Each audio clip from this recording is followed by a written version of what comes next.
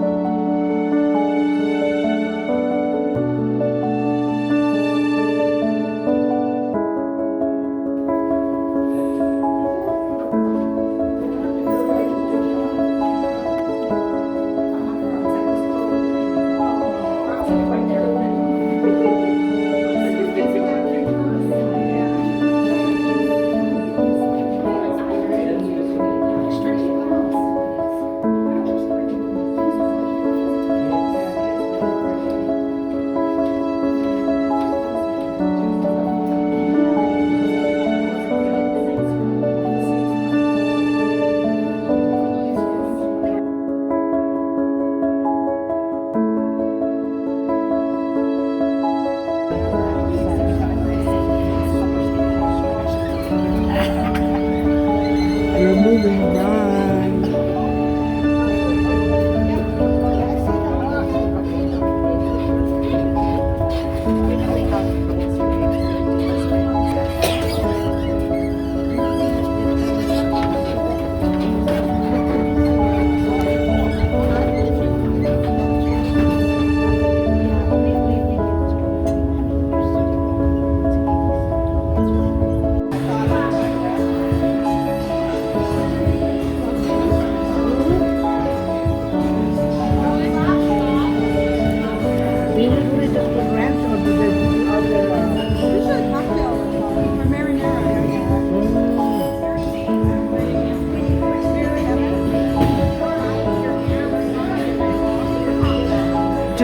Ci siano che sono And your dinner.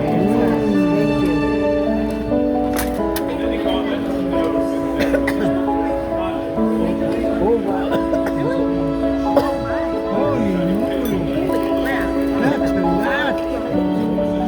You gotta finish that, Lani. What's your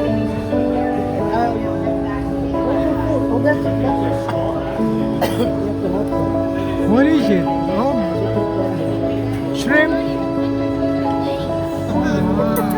Chicken wings. I think I'd go for that onion rings too.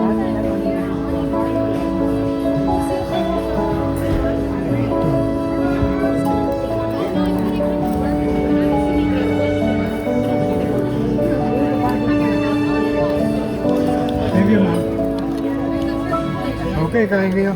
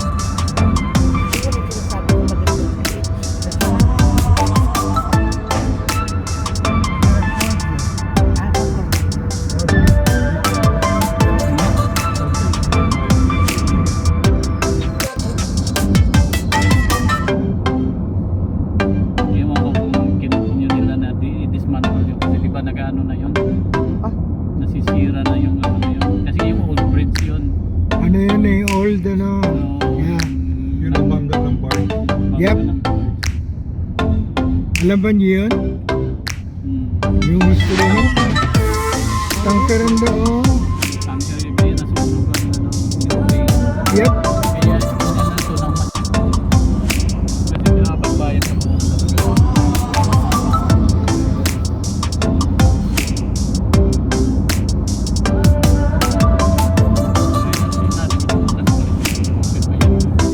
pinutol na talaga nila yung isa.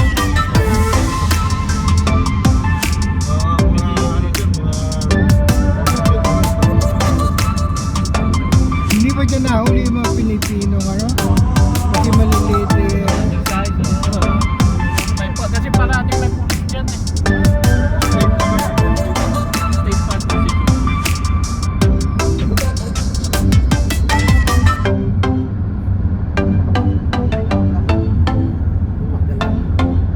Galing eh. Alam mo kung bakit magalaw? Kasi we're moving. Tama nga naman. Huwag ka mag-move. Ito ang mga ano eh. Mga design ngayon ng mga bridge. I mean,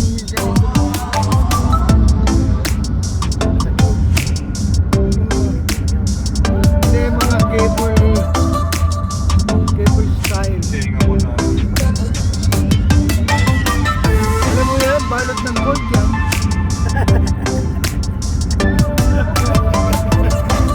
Bakit? Kaya sa gabi maraming magnanakaw dyan eh. Oh? Ay naku! Hindi na bridge yan. Bridge to foreign na yan. Sinadya, may silang marathon. Oo, di ba? Yung ano, yung isang Pilipina na injured. Kasi mayroong isang lasing na babae na paano pahagip sa ano, nagmamarathon. Oh, yeah? Inano niya, blinak niya. Tapos walang buhay pa yung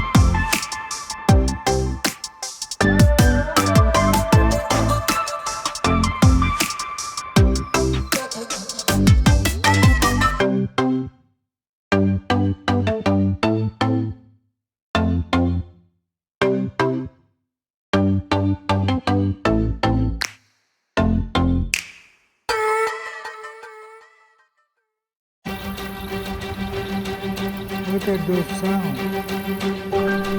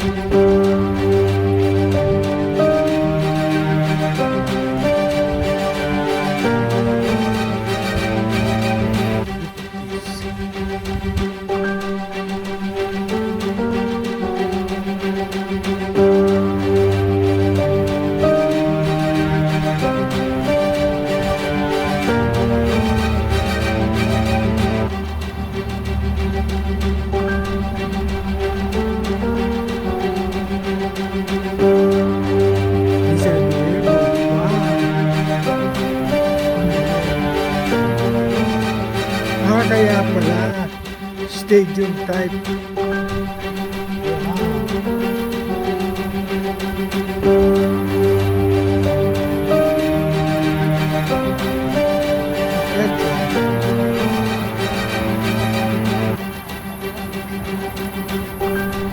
Ganda mo.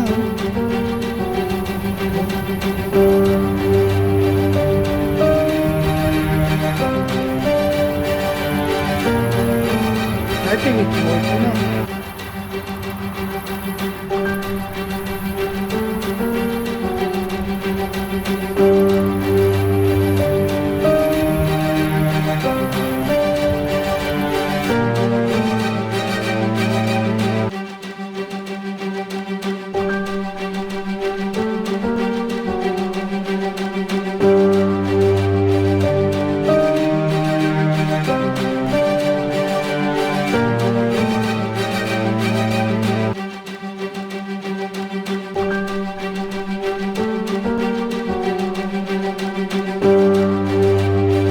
There's the small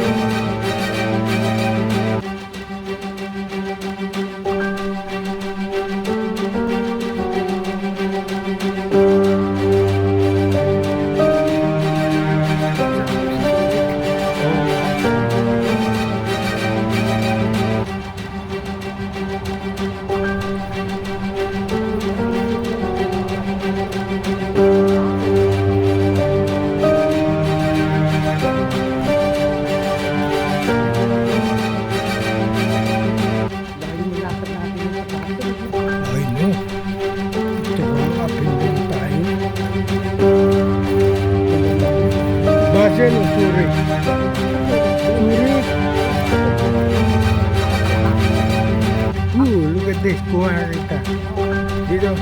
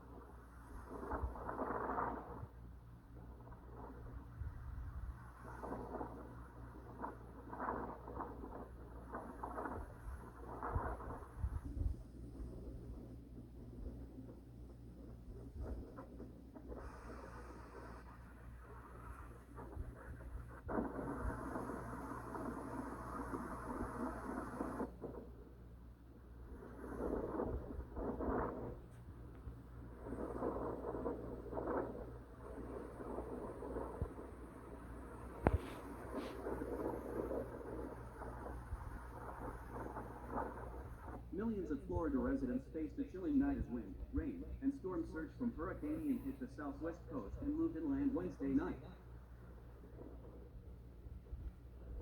On the road to Orlando, shutting off power to more than 2 million customers statewide.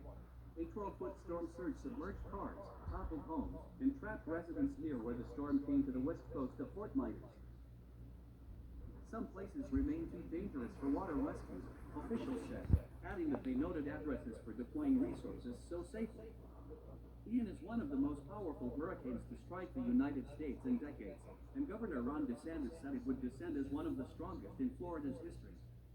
It was only slightly off Category 5 status as it landed around 3 p.m., but had been downgraded to Category 2 on Wednesday night, followed a path here. Stranded travelers and refugees crouch in the lobby of the Courtyard Marriott in Fort Myers, fly as Hurricane Ian rages on, shutting off the power. Jim O'Brien, a 73-year-old retiree, said this would be his last hurricane in Florida. He and his wife had considered returning to North Carolina after the pandemic brought a wave of growth and congestion to Cape Coral. That's very ugly, he said. We had strong winds, high waves, and more than 4 inches of water inside the house. Hotel rooms are hard to come by in Naples, Florida. A hotel employee, who said he was not authorized to speak about the footage, said people were coming from all directions looking for a place to stay. There will be thousands of people homeless tomorrow when the sun rises, he said by telephone. Sheriff Martino said his department received numerous 911 calls, and hundreds of deputies were waiting to help as soon as the winds dropped to safe level. Hurricane Ian has dropped to Category 2 as it moves over the Florida peninsula, but forecasters warn that a major storm is likely to send heavy rains on inland communities, causing widespread flooding. The Lake County government advised residents to remain silent as the storm continues to hit the state.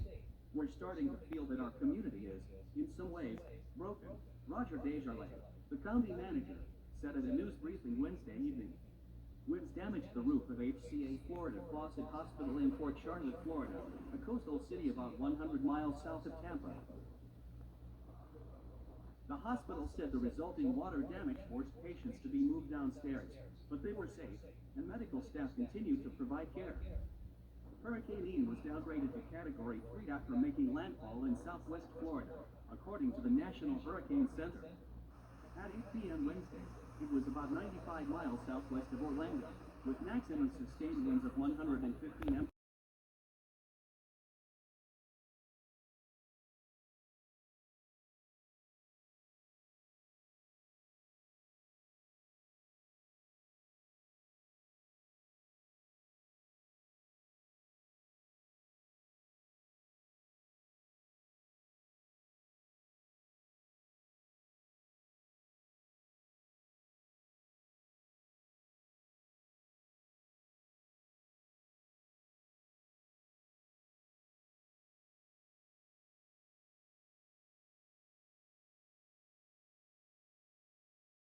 area from Modesto Beach to Murrells. Rescue missions by land, air, and sea to save as many lives as we can in the aftermath of this storm.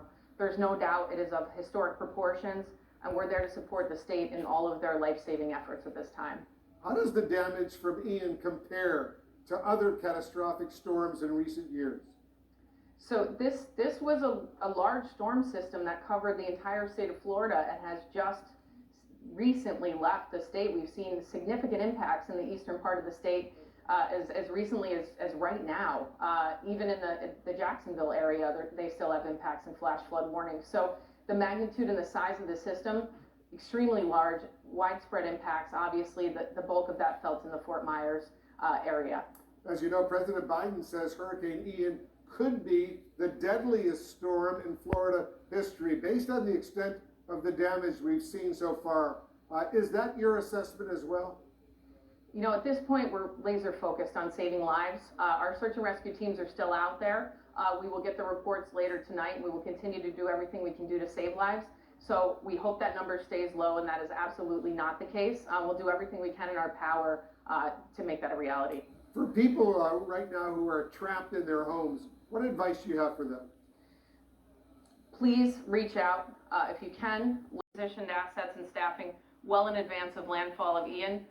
We're working the same trajectory right now for Georgia and South Carolina. We are actively engaged in their EOCs. We have liaisons in each of those EOCs. More, we want to say, please listen to local officials. Please stay safe, stay out of harm's way, and make sure you're doing everything you can to check on your family, friends, and neighbors. I'm really worried about those low-lying areas like Charleston. The Associate FEMA Administrator, Ann Bink, thanks once again for joining us. And once again, thank all your colleagues as well. Our breaking news coverage will continue. Landfall, likely, as we say, in South Carolina.